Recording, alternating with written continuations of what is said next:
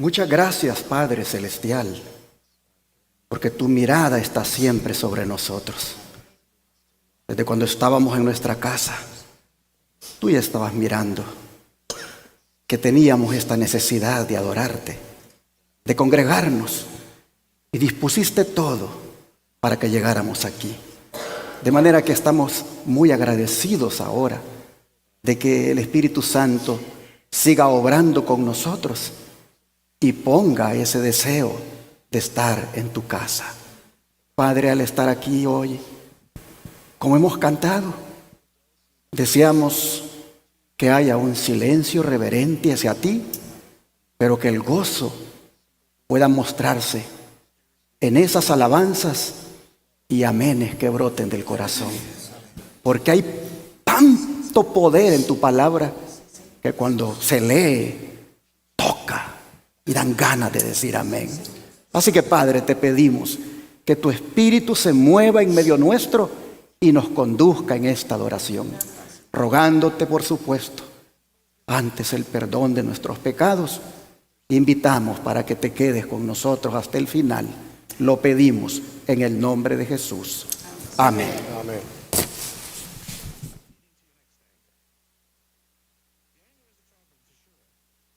Hoy quiero hablarles de dos cisnes negros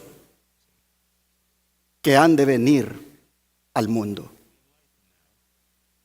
Cisne negro le llaman a un evento sorpresa, inesperado e imprevisible. Cuando estamos para dar inicio a un nuevo año, la teoría del cisne negro está sonando muy fuerte, pero no desde un punto de vista positivo. Eso está haciendo que algunos magnates y poderosos, a manera de un mal presagio, vean el 2024 como un año malo que está por llegar. Pero para nosotros, la manada pequeña, como Jesús llama a su iglesia, no debe ser causa de temor. Por eso he titulado el mensaje de hoy: Cisnes negros para 2024, no temáis, manada pequeña. Pero ¿de dónde viene la teoría del cisne negro y quién la inventó? Esta viene de la creencia que tuvieron los científicos por muchos siglos, que todos los cisnes eran blancos. Para ellos era sumamente improbable que existieran los cisnes negros. Esa era una creencia incuestionable, hasta que en 1697, cuando los colonizadores llegaron a Australia, se encontraron con algo sorprendente: que los cisnes negros sí existían. Este acontecimiento lo utilizó el filósofo libanés Nassim Taleb para describir un evento sorpresivo, un suceso inesperado que produce un alto impacto. Según él, un cisne negro rompe con todo pronóstico previsible. Es un valor en la ecuación en la que nadie pensó y llega a ser determinante. Según esta teoría, los acontecimientos sumamente improbables pueden sorprendernos. Y es porque existen muchas cosas que no sabemos, además de las que ya sabemos. El hecho de que algo no sucedió en el pasado no significa que nunca ocurrirá en el presente o en el futuro. Como seres humanos, somos limitados y no logramos prever y prepararnos para lo que puede suceder. Pero lo que sí queda claro es que un cisne negro revela cuán vulnerables podemos llegar a ser los seres humanos. Nassim Taleb señala como ejemplos de eventos tipo cisne negro la Primera Guerra Mundial, el auge del Internet, la computadora personal y los atentados del 11 de septiembre del año 2001. Pero muchos han puesto en esa categoría también la recesión económica del 2008 y la pandemia del COVID-19. Y es que, mis hermanos, así como nadie esperaba el impacto de los eventos y las cosas mencionadas por Nassim Taleb, tampoco nadie esperaba el colapso bancario que hubo en el 2008 y su sucesiva cascada en toda la economía. Como tampoco nadie esperaba una pandemia de grandes proporciones como la que hemos vivido. De manera que ante las amenazas de los cisnes negros que dicen que vendrán, debemos prepararnos para lo peor, porque las cosas no van a mejorar. El mundo ya no será igual. Por eso es bien difícil decir feliz año nuevo en estos tiempos. Lo mejor sería decir que a pesar de todos los peligros que traiga este nuevo año, deseo que Dios te bendiga.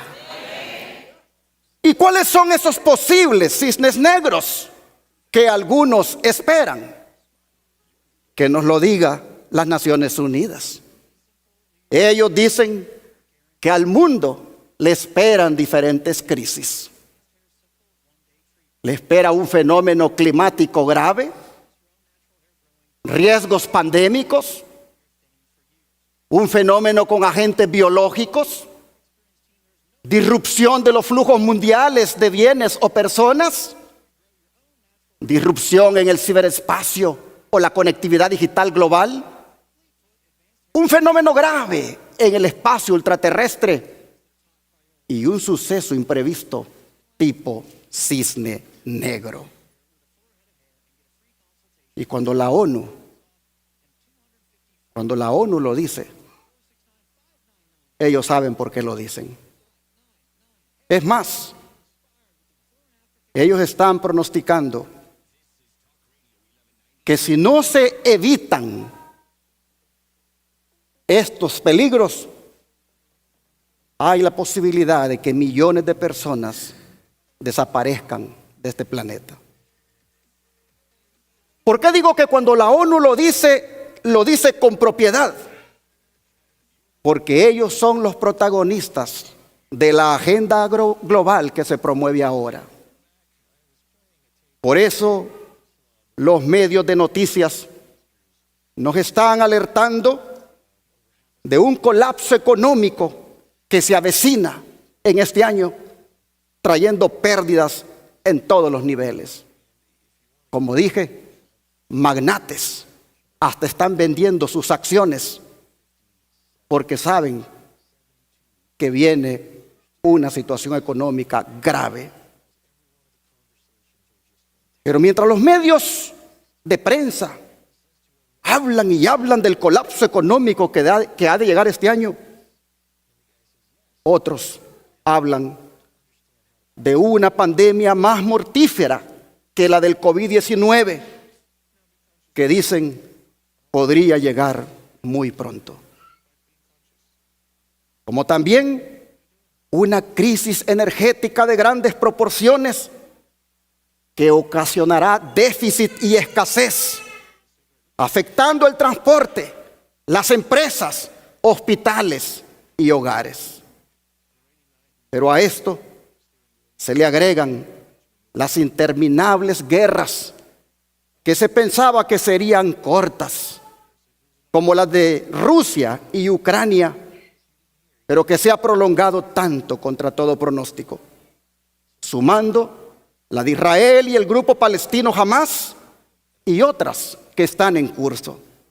Guerras que lo único que traen es muerte, dolor y daños colaterales en el mundo.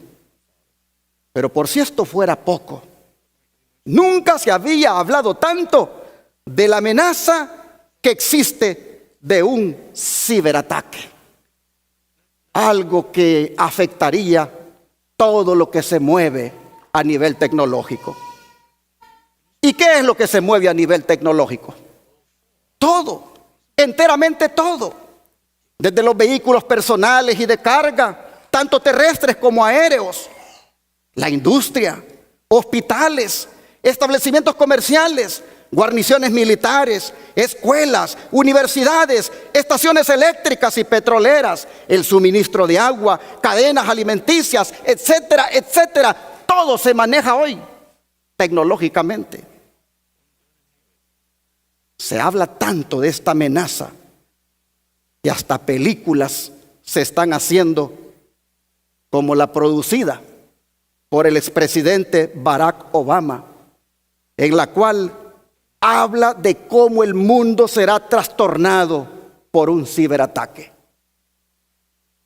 Cómo ese ciberataque va a afectar el transporte, va a aislar a las personas al desconectarla de todos los servicios, y cómo va a trastornar inclusive la naturaleza, al punto de que los animales buscarán a las personas por el miedo que sentirán. No sé si Barack Obama habrá leído Patriarcas y Profetas, como ya se lo voy a mostrar, lo que sucedió con los animales en una ocasión.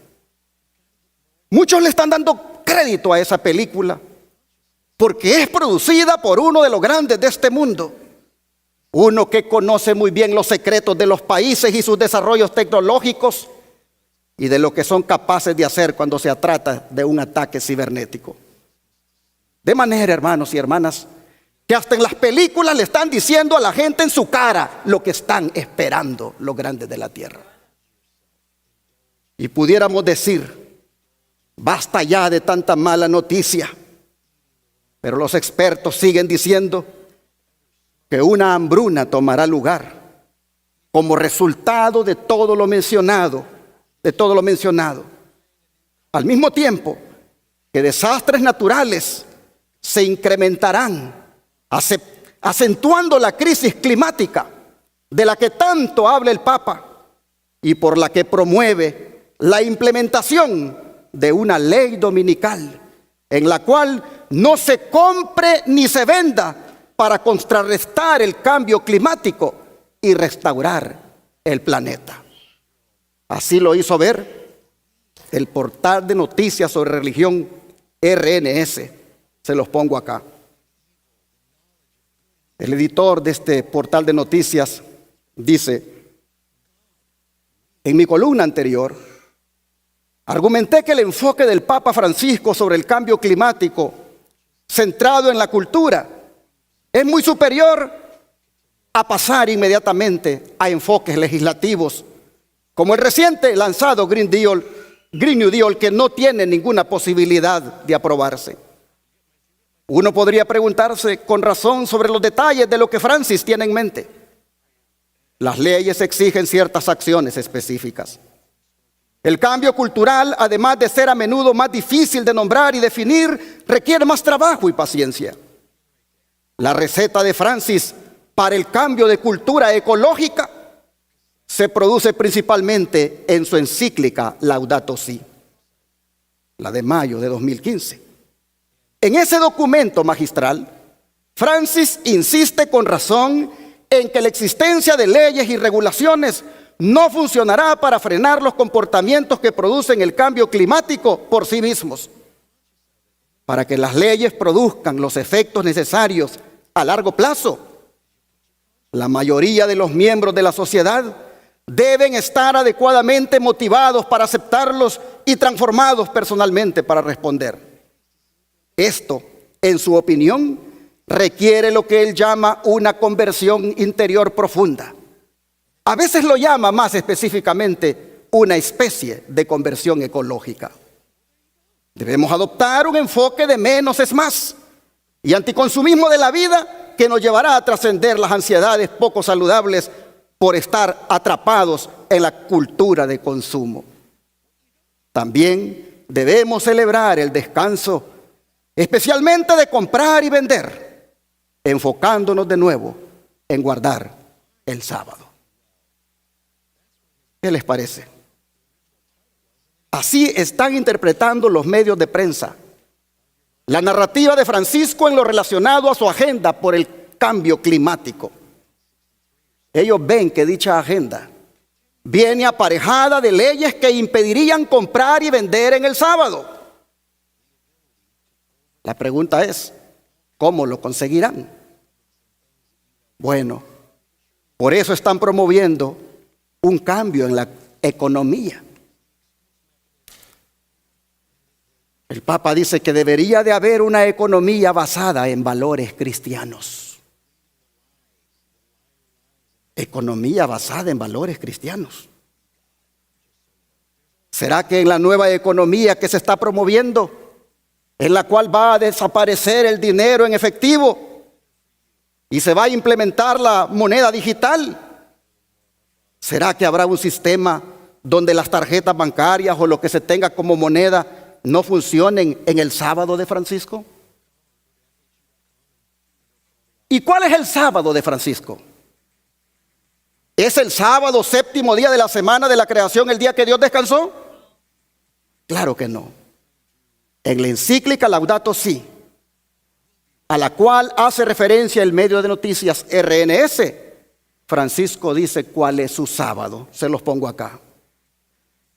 El domingo, así como el sábado judío, se ofrece como día de la sanación de las relaciones del ser humano con Dios, consigo mismo y con los demás y con el mundo. La ley del descanso semanal imponía abstenerse del trabajo el séptimo día.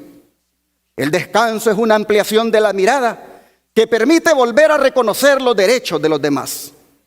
Así, el día de descanso, cuyo centro es la Eucaristía, domingo, derrama su luz sobre la semana entera y nos motiva a incorporar el cuidado de la naturaleza y de los pobres. ¿Qué les parece? Qué sagacidad, ¿no es cierto? Bien dijo el profeta Daniel que el cuerno pequeño con su sagacidad engañaría a muchos. Y aquí tenemos una muestra. Al hacer pasar en su agenda por el clima el sábado bíblico por el domingo. Ahora, ¿qué va a venir sobre el pueblo de Dios cuando los gobiernos establezcan leyes dominicales para apoyar la agenda de Francisco, como lo dice el medio de noticias religiosas que hemos leído hace un momento? ¿Qué va a venir sobre el pueblo de Dios cuando decida ser fiel al sábado bíblico y no al domingo? Si la ley estuviera relacionada con alguna penalidad que viola la libertad religiosa, como también la ley de Dios, y el pueblo de Dios elige obedecer a su Dios. ¿Qué va a pasar? ¿Qué va a venir sobre el pueblo de Dios? Bueno, serán acusados de ser los culpables de que el cambio climático no se haya contenido, pues este continuará cada vez con más desastres naturales y serán perseguidos, como ocurrió en los días del emperador Nerón. Vean lo que ocurrió con los cristianos en ese tiempo.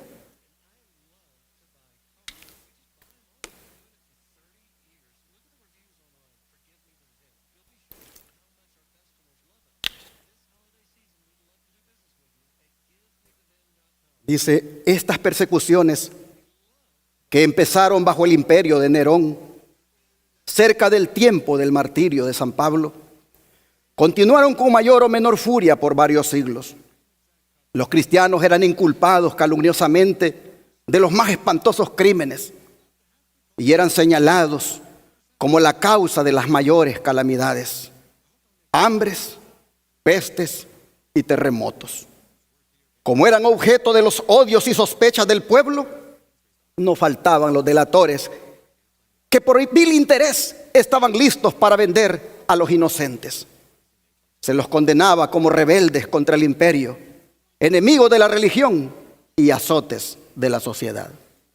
Conflicto de los siglos, página 38. ¿Se dan cuenta, hermanos? A los cristianos se les culpó de los desastres naturales, pero esto se volverá a repetir en el final de los días. Pues vean esta otra declaración. Satanás producirá enfermedades y desastres, al punto que ciudades populosas sean reducidas a ruinas y desolación. Ahora mismo está obrando.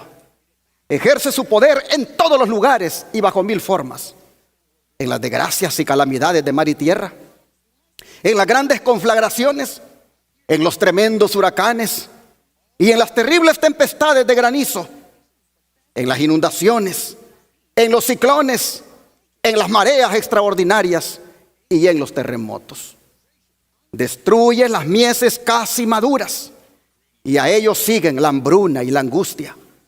Propaga por el aire emanaciones mefíticas y miles de seres perecen en la pestilencia. Estas emanaciones mefíticas son esos gases, son esos malos olores que aparecen y que al respirarlo dañan la salud. Estas plagas, dice, irán menudeando más y más y se harán más y más desastrosas. La destrucción caerá sobre hombres y animales.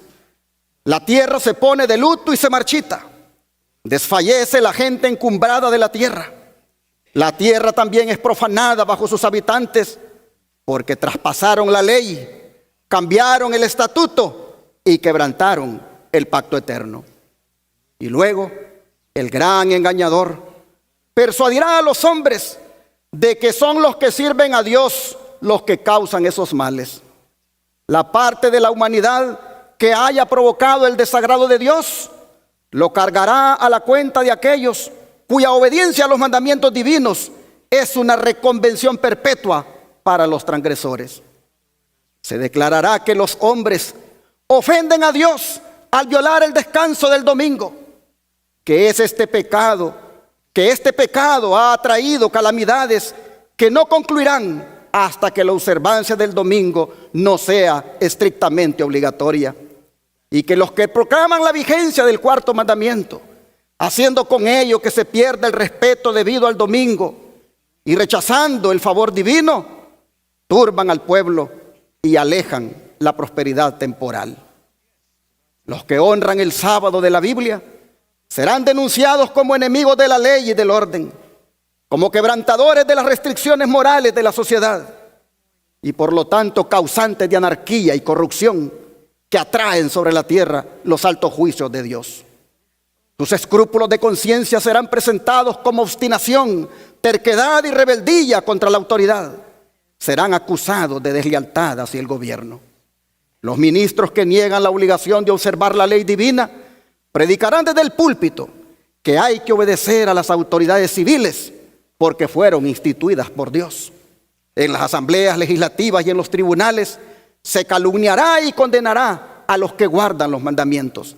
Se falsearán sus palabras y se atribuirán a sus móviles las peores intenciones. Así el conflicto inminente, que ese libro en las páginas 72 a las 74 se explaya en contarnos cómo se repetirá la historia que se dio allá en los días de Nerón, el emperador romano.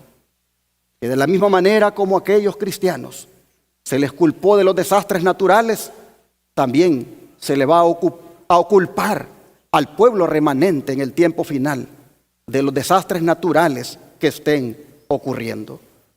Hermanos y hermanas, si ustedes se fijan, en esta declaración claramente se mira que el cambio climático no se va a contener.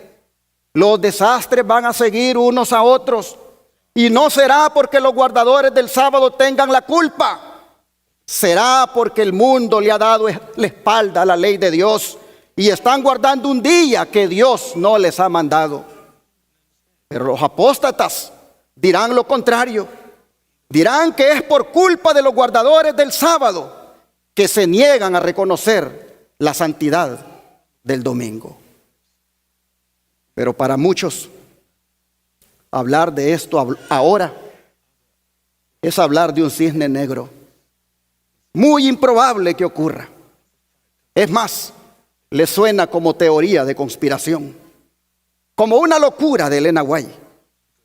Pero eso mismo dijeron de los profetas cuando hablaron de las cosas improbables que vendrían. como eventos tipo cisne negro. Un ejemplo de eso lo tenemos en Génesis capítulo 6. Abramos la Biblia en Génesis 6, versículo 9 al 17.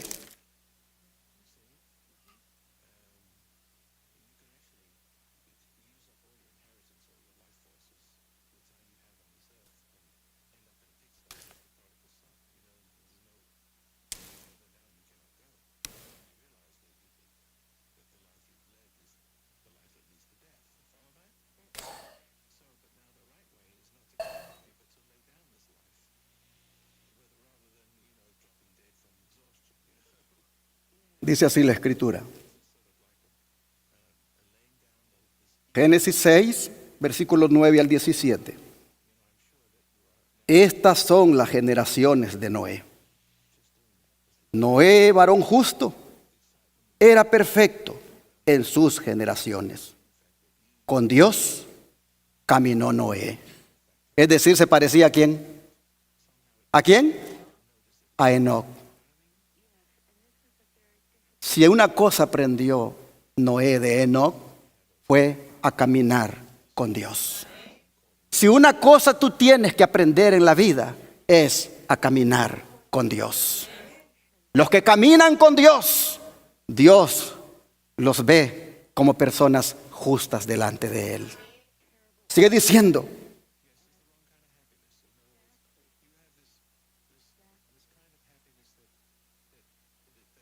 A ver dónde me quedé. El 10. Y engendró Noé 3 hijos, a Sem, a Cam y a Jafet. Y se corrompió la tierra delante de Dios, y estaba la tierra llena de violencia. Y miró Dios la tierra, y he aquí que estaba corrompida, porque toda carne había corrompido su camino sobre la tierra. Oh, hermanos, paremos aquí. Cuando habla de que toda carne se había corrompido, estamos hablando de que ahí habían mujeres, hombres y niños. Todos se habían corrompido. Y entonces dijo Dios, versículo 13. Dijo pues Dios a Noé: he decidido el fin de todo ser, porque la tierra está llena de violencia a causa de ellos. Y he aquí que yo los destruiré con la tierra. Hazte un arca de madera de gofer. Harás aposentos en el arca y la calafatearás con brea por dentro y por fuera. Oh, hermanos, paremos aquí. Le está diciendo que va a destruir a toda la raza humana. Le está diciendo como una persona digna de su confianza, lo que va a hacer con la raza humana de aquella época. Y vean, le dice: hazte un arca de madera de gofer. Versículo 14.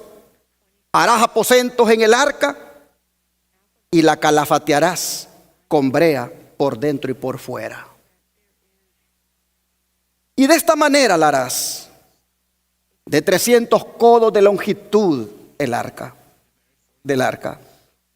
De 50 codos su anchura y de 30 codos su altura.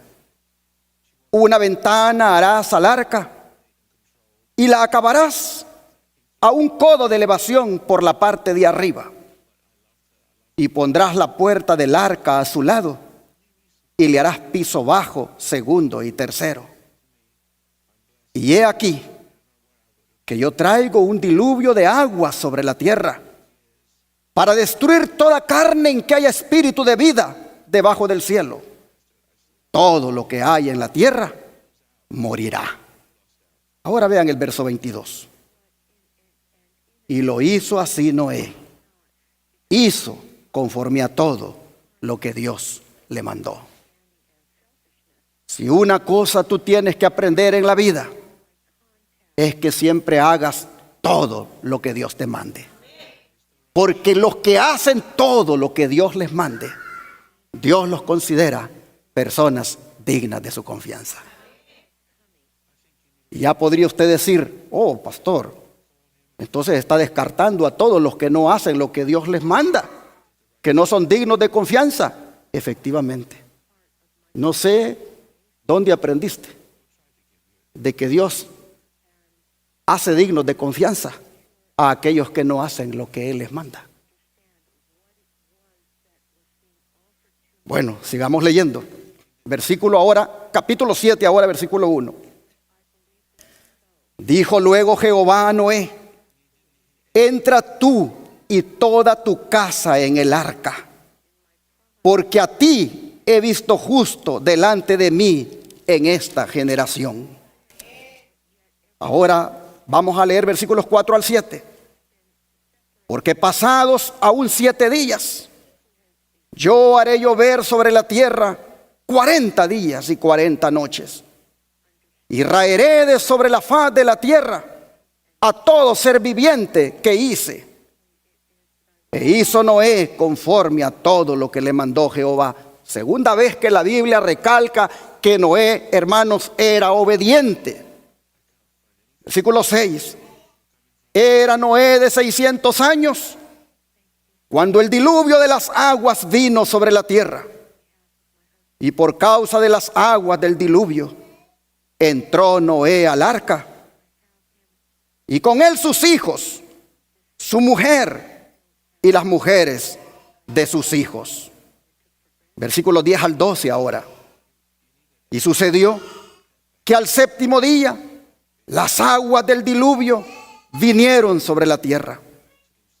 El año 600 de la vida de Noé, en el mes segundo, a los 17 días del mes, aquel día fueron rotas todas las fuentes del grande abismo, y las cataratas de los cielos fueron abiertas, y hubo lluvia sobre la tierra 40 días y 40 noches. Versículos 21 al 24 ahora.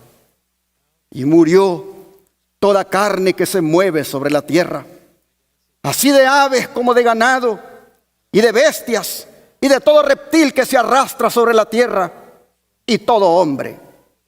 Todo lo que tenía aliento de espíritu de vida en sus narices, todo lo que había en la tierra, murió. Así fue destruido todo ser que vivía sobre la faz de la tierra, desde el hombre hasta la bestia, los reptiles y las aves del cielo, y fueron raídos de la tierra, y quedó solamente Noé y los que con él estaban en el arca. Y prevalecieron las aguas sobre la tierra 150 días. Una cosa que me llama la atención, aunque no lo leímos, es que Dios le haya dicho a Noé: mira, yo voy a destruir toda la gente que vive aquí en este mundo, y voy a destruir también todo lo que he creado, pero contigo yo voy a hacer un pacto. Contigo yo voy a hacer un compromiso, y es de que a ti y a tu familia los voy a salvar. Pero me llama la atención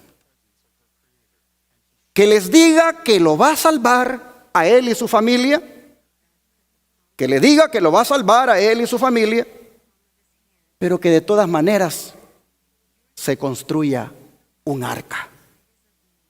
¿Cuál es el mensaje que nos da eso?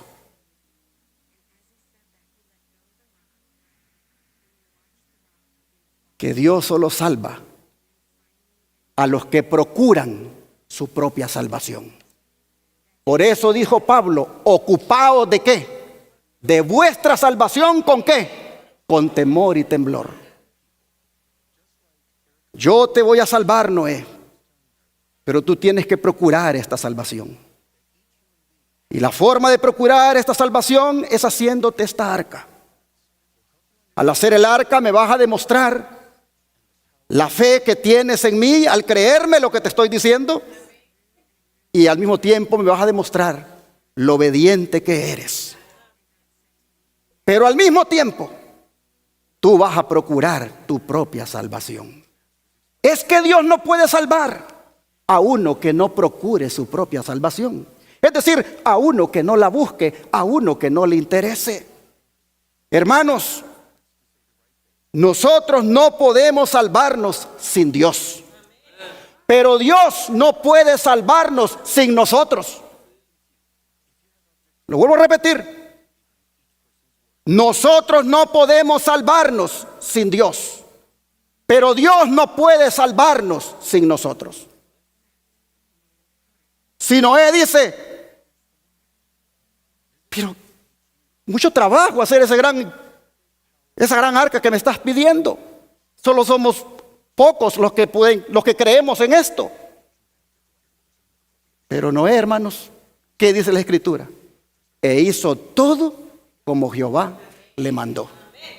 Y en 2 ocasiones le dice, y lo hizo todo como Jehová lo mandó.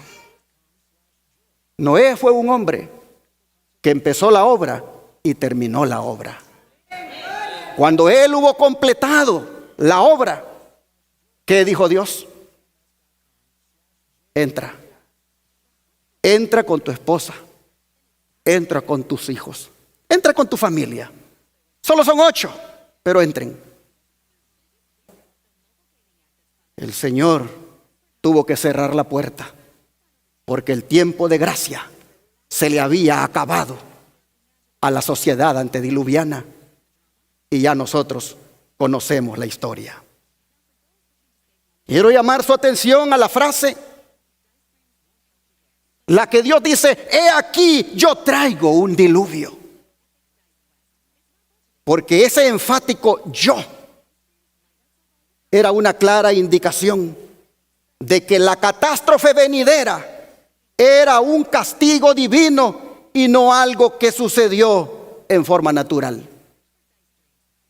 ¿Podría catalogarse aquel evento como un cisne negro? Sin duda que sí. Si tomamos en cuenta que para entonces nunca había llovido, sino que un rocío regaba la tierra, era improbable que ocurriera lo que Dios decía. Se requería fe para creerlo, y eso es lo que Noé manifestó. La Biblia dice que Noé se salvó porque le creyó a Dios de cosas que aún no se veían. ¿Cisne negro? Claro que sí. ¿Improbable de que ocurriera? Claro que sí. Pero aún así, él creyó que algo improbable tomaría lugar porque Dios lo decía. El don de profecía me encanta. Yo cuando veo esta historia, yo siento como que aquí deberían dejar una película de esto. Es que qué vívida esta descripción. Dice, 120 años antes del diluvio, el Señor mediante un santo ángel comunicó a Noé su propósito y le ordenó construir un arca. Mientras la construía, había de predicar que Dios iba a traer sobre la tierra un diluvio para destruir a los impíos. Como dije, cada hachazo, cada martillazo era un llamado al arrepentimiento para aquella sociedad perdida. Los que creyeran, dicen el mensaje, y se prepararan para ese acontecimiento, mediante el arrepentimiento y la reforma, obtendrían perdón y serían salvos. Oh, hermanos y hermanas, es que Dios no hace un juicio sin antes hacer una invitación para que la gente se salve. Dios no termina el juicio ni lo ejecuta sin antes hacerle un llamado a la raza humana a que se arrepienta de sus pecados. Enoc había repetido a sus hijos lo que Dios le había manifestado tocante al diluvio. Y Matusalén y sus hijos, que alcanzaron a oír las prédicas de Noé, lo ayudaron en la construcción del arca. No fue, y aquí, hermanos, es bueno destacar de que Enoc creyó al cisne negro de Dios. Y Matusalén y sus hijos también lo creyeron.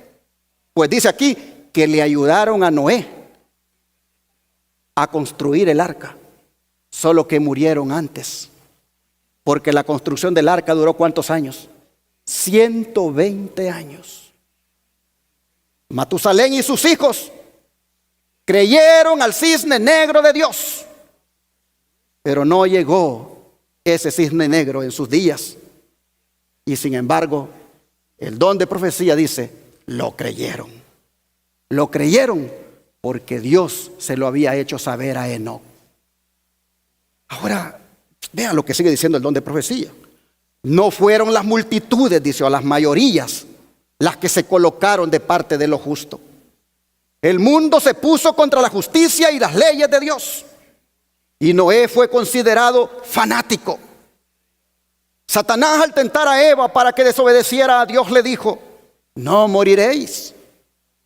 Grandes hombres del mundo, honrados y sabios, repitieron lo mismo.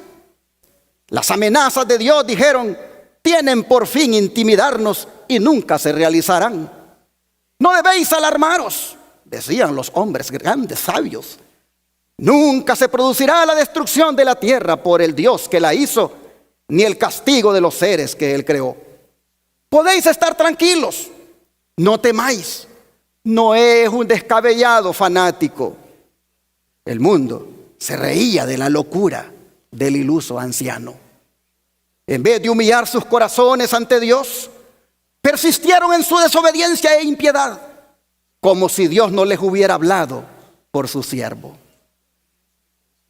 Ven ustedes, hermanos, cómo son tratados los que hablan de cosas improbables que han de ocurrir, como lo es el caso de la ley dominical de la que hice referencia anteriormente.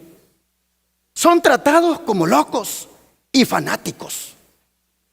Así fue con Noé, que de la predicación de lo improbable, de la predicación de algo que no era previsible, lo tildaron de loco. Pero sigamos leyendo. El mundo antediluviano razonaba que las leyes de la naturaleza habían sido estables durante muchos siglos. Las estaciones se habían sucedido unas a otras en orden. Hasta entonces nunca había llovido. La tierra había sido regada por una niebla o el rocío. Los ríos nunca habían salido de sus cauces, sino que habían llevado sus aguas libremente hacia el mar. Leyes fijas habían mantenido las aguas dentro de sus límites naturales. Pero estos razonadores no reconocían la mano del que había detenido las aguas, diciendo, hasta aquí llegarás y no pasarás adelante. Así lo dice Job 38:11. A medida que transcurría el tiempo, sin ningún cambio visible en la naturaleza, los hombres cuyo corazón a veces había temblado de temor, comenzaron a tranquilizarse. Razonaron, como muchos lo hacen hoy, que la naturaleza está por encima del Dios de la naturaleza y que sus leyes están tan firmemente establecidas que el mismo Dios no podría cambiarlas. Alegando que si el mensaje de Noé fuera correcto, la naturaleza tendría que cambiar su curso, hicieron que ese mensaje apareciera ante el mundo como un error, como un gran engaño. Demostraron su desdén por la amonestación de Dios, haciendo exactamente las mismas cosas que habían hecho antes de recibir la advertencia. Continuaron sus fiestas y glotonerías. Siguieron comiendo y bebiendo, plantando y edificando, haciendo planes con referencia a beneficios que esperaban obtener en el futuro. Y se hundieron más profundamente en la impiedad y el obstinado menosprecio de los requerimientos de Dios para mostrar que no sentían, que no temían al ser infinito. Afirmaban que si fuera cierto lo que Noé había dicho, los hombres de fama, los sabios, los prudentes y los grandes lo habrían comprendido. Estamos leyendo en Patriarcas y Profetas desde la página 73 en adelante. Pero hermanos, así como estos antediluvianos se expresaban diciendo que si eso hubiera sido cierto o si era cierto, ya los hombres famosos, los sabios y los prudentes y los grandes lo hubieran comprendido, así resulta que ahora hay voces en relación al tema de la ley dominical. Muchos dicen que lo van a creer hasta cuando los pastores se lo digan. Hasta cuando la conferencia oficialmente lo diga, que ya se firmó. Hasta que venga un boletín de la asociación y oficialmente se lo diga, porque los grandes, los ministros, ellos son los que van a decir cuando eso ocurra. Así algunos ahora no le dan importancia a este tema de la ley dominical que se mueve fuertemente en los ministerios de verdad presente. Pero sigamos leyendo, porque mientras los antediluvianos esperaban eso, de que hombres sabios y famosos ya lo hubieran entendido si aquello podía ser cierto, vean lo que pasó. Durante 7 días, después de que Noé y su familia habían entrado en el arca, no aparecieron señales de la inminente tempestad. Durante ese tiempo se probó su fe. Fue un momento de triunfo para el mundo exterior. La aparente tardanza confirmaba la creencia de que el mensaje de Noé era un error y que el diluvio no ocurriría. A pesar de las solemnes escenas que habían presenciado, al ver cómo las bestias y las aves entraban en el arca y el ángel de Dios cerraba la puerta, continuaron las burlas y orgías. Y hasta se mofaron los hombres de las manifiestas señales del poder de Dios. Se reunieron en multitudes alrededor del arca para ridiculizar a sus ocupantes con una audacia violenta que no se habían atrevido a manifestar antes. Pero al 8º día, oscuros nubarrones cubrieron los cielos. Y comenzó el estallido de los truenos y el centellear de los relámpagos. Pronto, grandes gotas de agua comenzaron a caer. Nunca había presenciado el mundo cosa semejante, y el temor se apoderó del corazón de los hombres. Todos se preguntaban secretamente: ¿será posible que Noé tuviera razón y que el mundo se halle condenado a la destrucción? El cielo se oscurecía cada vez más y la lluvia caía más aprisa.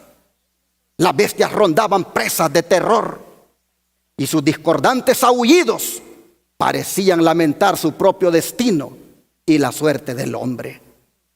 Entonces fueron rotas todas las fuentes del gran abismo y abiertas las cataratas de los cielos.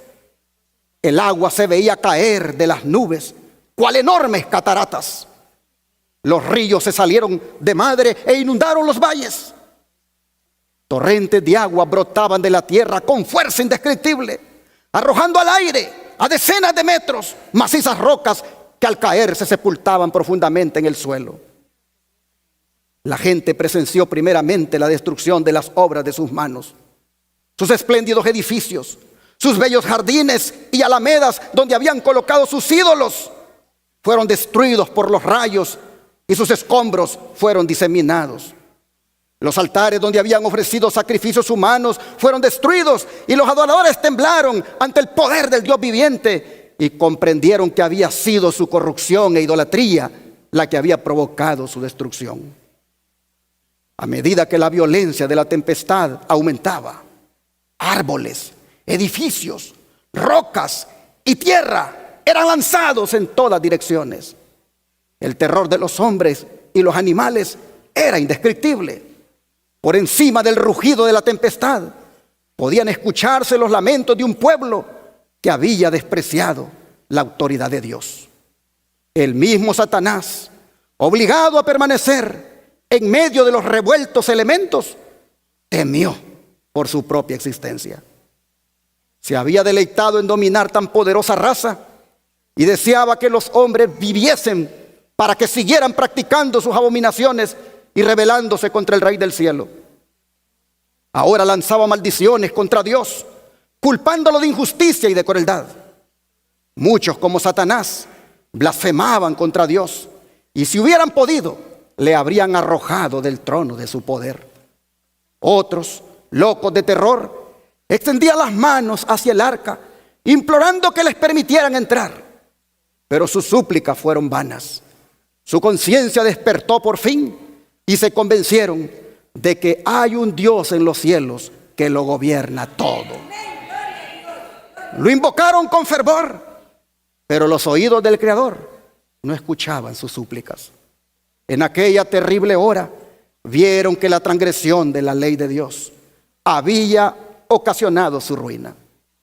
Pero si bien por temor al castigo reconocían su pecado, no sentían verdadero arrepentimiento ni verdadera repugnancia hacia el mal. Habrían vuelto a su desafío contra el cielo si se les hubiera librado del castigo. Así también, cuando los juicios de Dios caigan sobre la tierra antes del diluvio de fuego, los impíos sabrán exactamente en qué consiste su pecado, en haber menospreciado su santa ley. Sin embargo, su arrepentimiento no será más genuino que el de los pecadores del mundo antiguo. Algunos en su desesperación trataron de romper el arca para entrar en ella, pero su firme estructura soportó todos esos intentos. Otros se asieron del arca hasta que fueron arrancados de ella por las embravecidas aguas o por los choques con las rocas y los árboles. Todas las fibras de la maciza arca temblaban cuando era golpeada por los vientos inmisericordios, y una ola la arrojaba a la otra. Los rugidos de los animales que estaban dentro del arca expresaban su miedo y dolor. Pero en medio de los revueltos elementos, el arca continuaba flotando con toda seguridad. Ángeles muy poderosos habían sido enviados para protegerla. Los animales expuestos a la tempestad corrían hacia los hombres como si esperaran ayuda de ellos. Por eso les dije, ¿será que Barack Obama ha leído Patriarcas y Profetas? Porque en su película que ha producido justo pone ese elemento, donde cuando el ciberataque toma lugar y hay trastorno en la naturaleza, los animales vienen a buscar a la gente porque ellos mismos están asustados. Pues hermanos, en los días del diluvio ocurrió eso. Dice, los animales expuestos a la tempestad corrían hacia los hombres como si esperaran ayuda de ellos. Algunas personas se ataron juntamente con sus hijos en los lomos de poderosos animales, sabiendo que estos eran tenaces para conservar la vida y que subirían a los picos más altos para escapar de las crecientes aguas. Otros se ataron a altos árboles en la cumbre de las colinas o las montañas, pero los árboles fueron desarraigados y juntamente con su cargamento de seres vivientes fueron lanzados a las bullentes olas. Sitio tras sitio que prometía seguridad era abandonado. A medida que las aguas subían más y más, la gente huía a las más elevadas montañas en busca de refugio. En muchos lugares podía verse a hombres y animales que luchaban por asentar pie en un mismo sitio, hasta que al fin unos y otros eran barridos por la furia de los elementos. Me llama la atención, hermanos, esto, que dice que la gente subía más y más a las cumbres de las montañas en busca de refugio, pero no lo encontraron. Porque esto me dice a mí que cuando Dios se haga presente en el día final, muchos van a buscar un refugio y no lo hallarán. Llama la atención que por muy alto que subiera la gente, las aguas, dice, Dios se encargó que subieran como 7 metros más arriba del monte más alto que pudiera haber.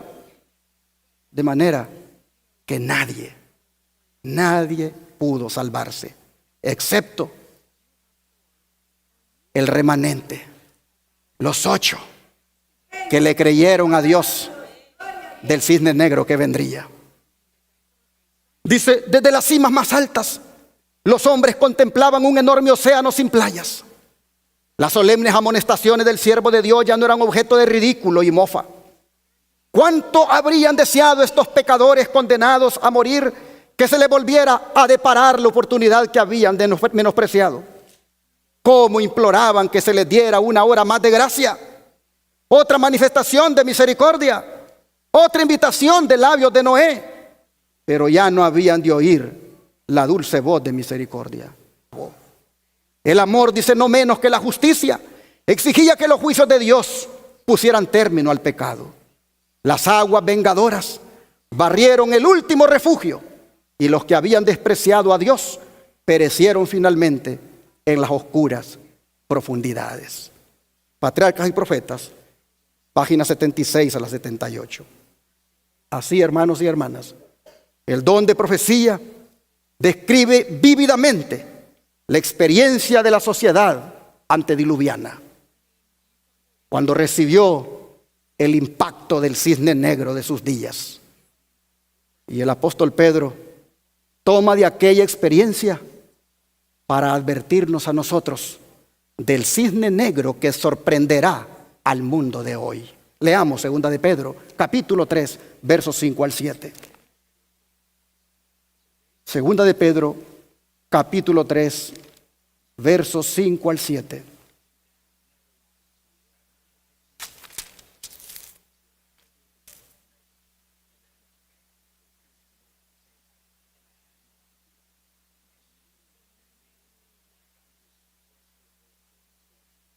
Estos ignoran voluntariamente que en el tiempo antiguo fueron hechos por la palabra de Dios los cielos y también la tierra, que proviene del agua y por el agua subsiste, por lo cual el mundo de entonces pereció anegado en agua.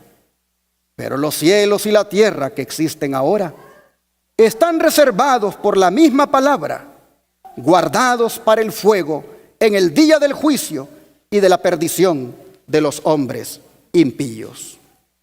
Así, hermanos y hermanas, nosotros vemos que otra tempestad se aproxima para el mundo. La tierra será otra vez barrida por la asoladora ira de Dios, y el pecado y los pecadores serán destruidos. ¿Por qué, hermanos? Porque los pecados que acarrearon la venganza sobre el mundo antediluviano también existen ahora. El temor de Dios, hermanos, ha desaparecido de los corazones de muchos, y su ley también ahora se trata con indiferencia y desdén. La intensa mundanalidad de aquella generación antediluviana es igualada ahora por la de la presente. Por eso Jesús dice en Mateo 24, versículos 38 y 39, lo siguiente. Mateo 24, versículos 38 y 39.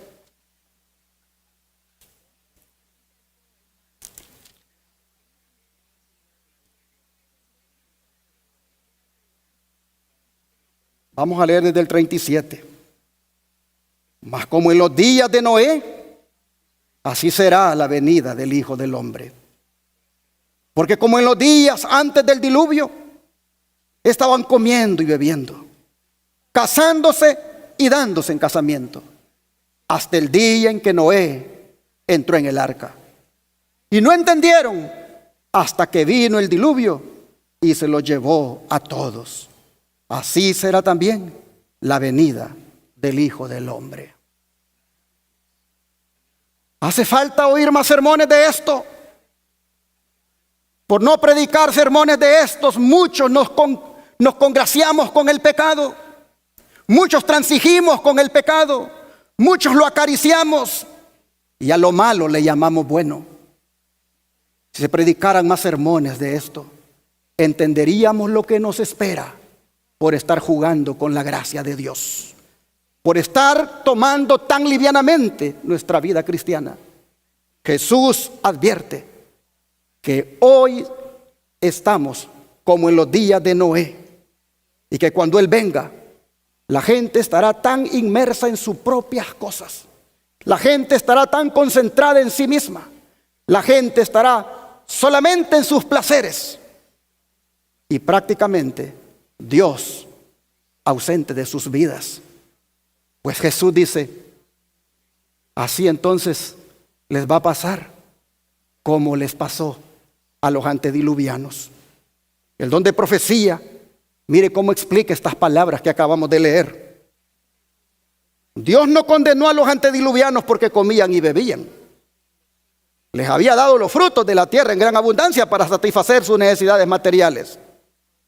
Su pecado consistió en que tomaron estos regalos sin ninguna gratitud hacia el dador y se rebajaron entregándose desenfrenadamente. ¿A qué cosa, hermanos? A la glotonería. No es malo, hermanos, ahora también comer y beber agua. Pero cuando lo que comemos, aunque sea saludable, en nuestra manera de conceptuar lo que es saludable, eso se lleva al exceso. Eso, hermanos y hermanas, es glotonería.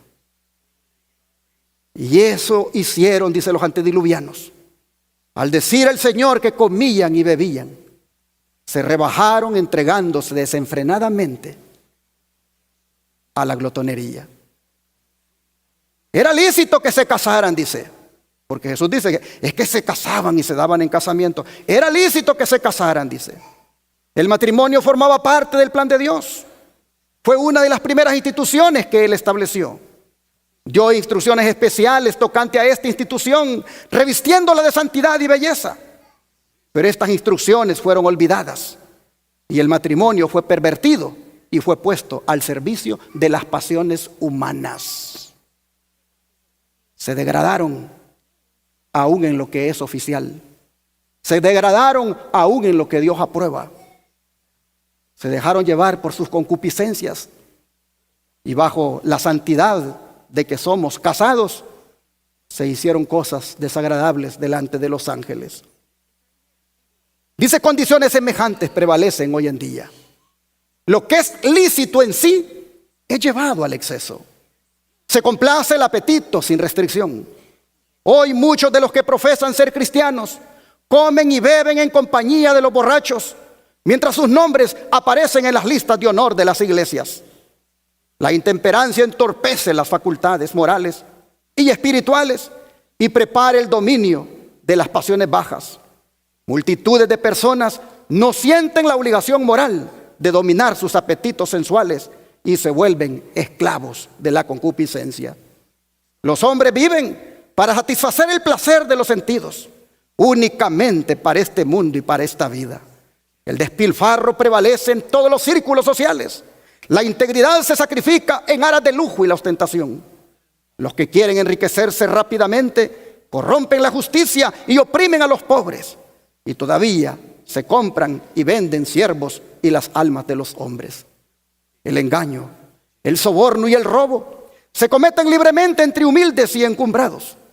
La prensa abunda en noticias de asesinatos y crímenes ejecutados a sangre fría y sin causa, que parecería que todo instinto de la humanidad hubiera desaparecido. Todo instinto de humanidad hubiera desaparecido. Estos crímenes atroces son hoy día sucesos tan comunes que apenas motivan un comentario o causan sorpresa.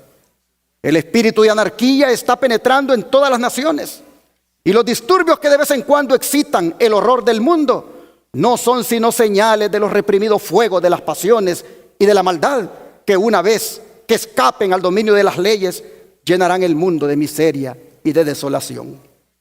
El cuadro del mundo antediluviano que registra la inspiración representa con fiel veracidad una copia de la condición a la que la sociedad moderna está llegando rápidamente. Ahora mismo en el presente siglo y en países que se llaman cristianos se cometen diariamente crímenes tan negros y atroces como aquellos por los cuales los pecadores del antiguo mundo fueron destruidos. Pero hermanos y hermanas, antes del diluvio, Dios mandó a Noé para darle aviso al mundo, para que los hombres procedieran al arrepentimiento y así escaparan de la destrucción.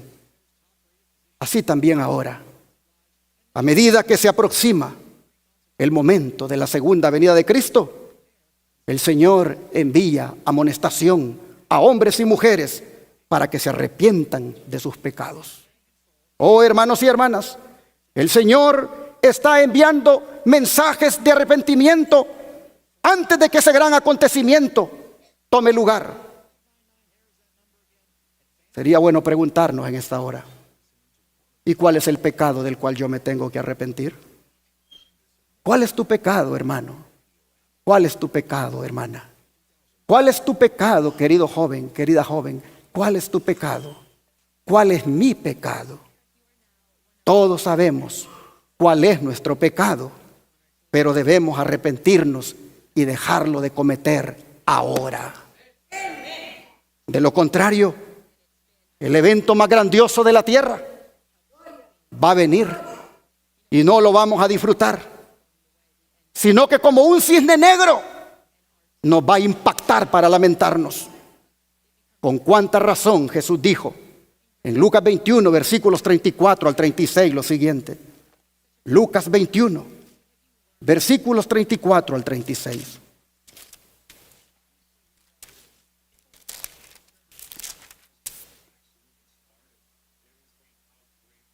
Mirad también por vosotros mismos, que vuestros corazones no se carguen de glotonería y embriaguez y de los afanes de esta vida, y venga de repente sobre vosotros aquel día.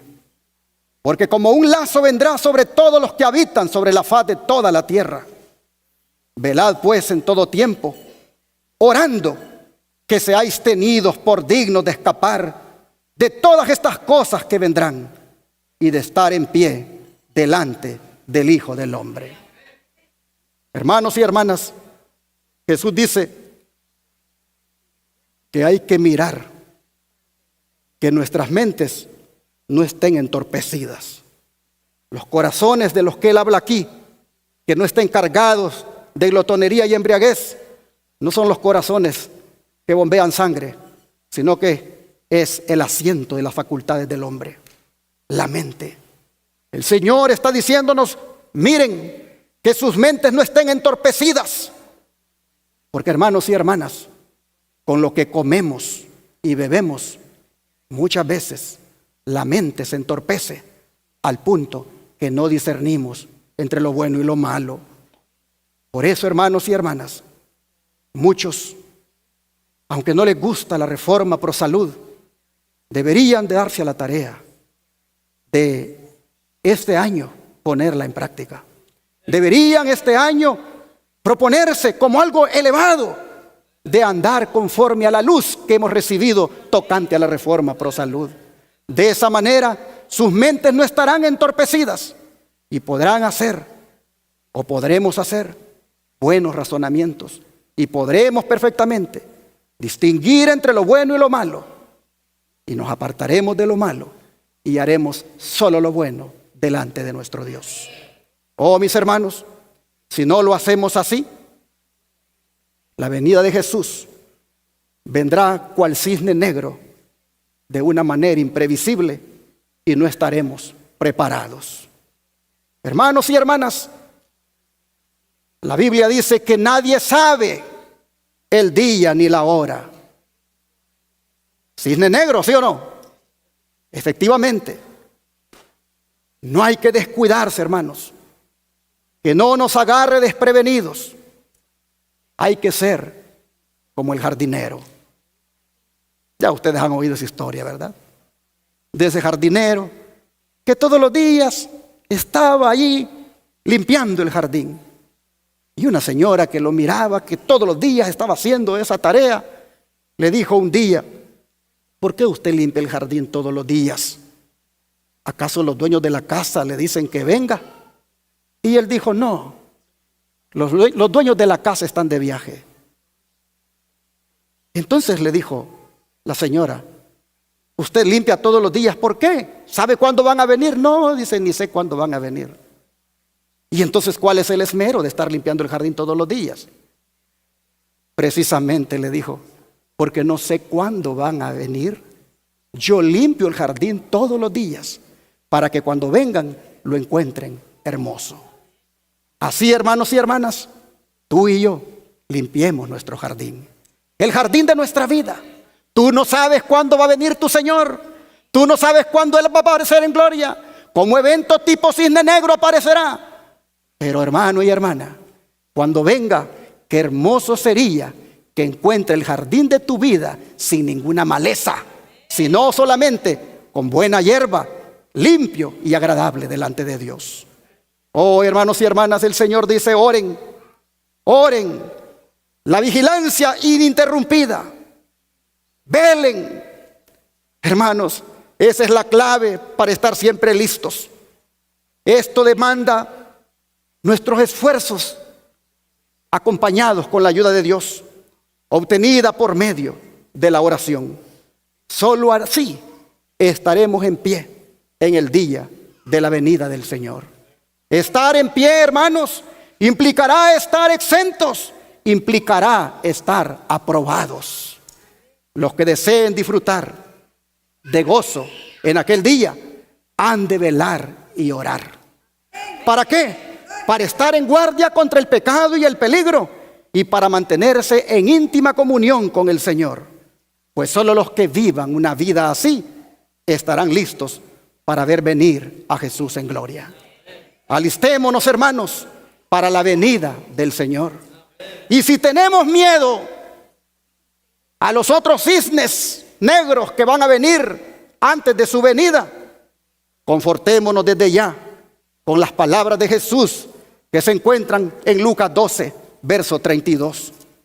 Lucas 12, verso 32.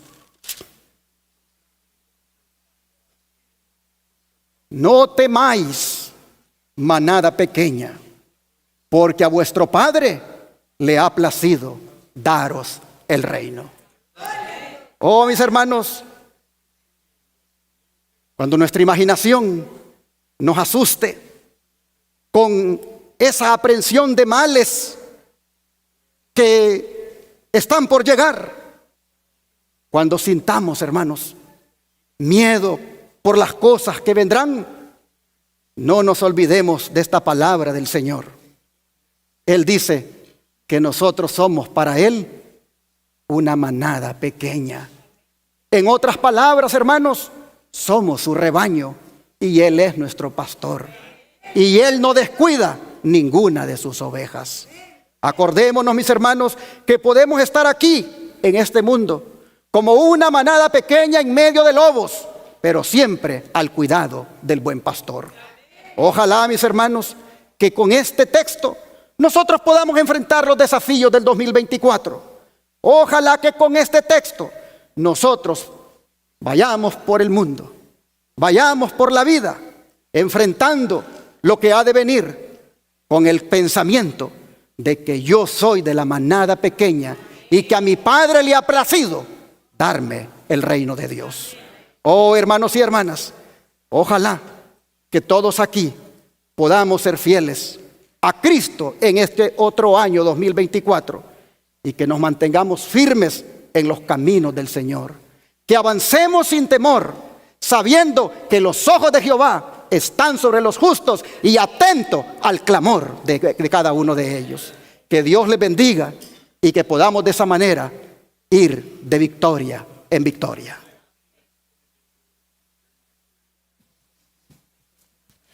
Dios bendiga su palabra. Puestos de pie, hermanos, entonaremos el himno 173. 173.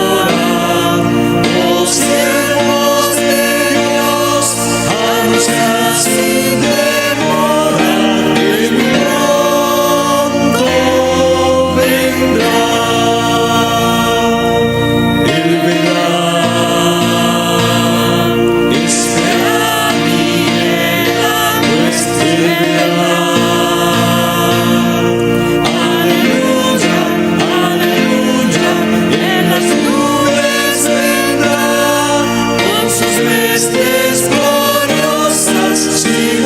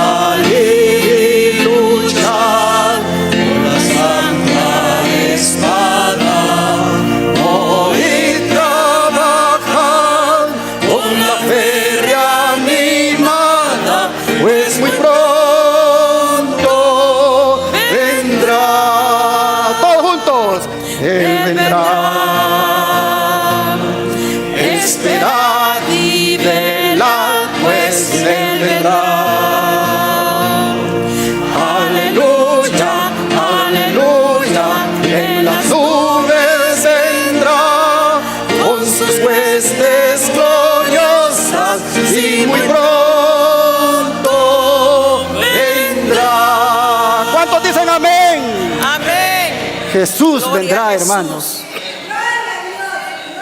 Cual cisne negro, Bendito Dios. imprevisible, sin saber cuándo, pero Él vendrá. Amén. Y Él vendrá para llevárselo a usted y a mí. Bendito Dios. Propóngase este año profundizar su relación con Él.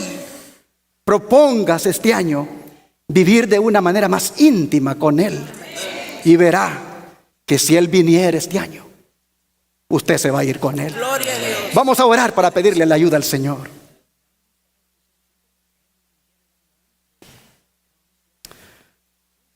Amado Padre,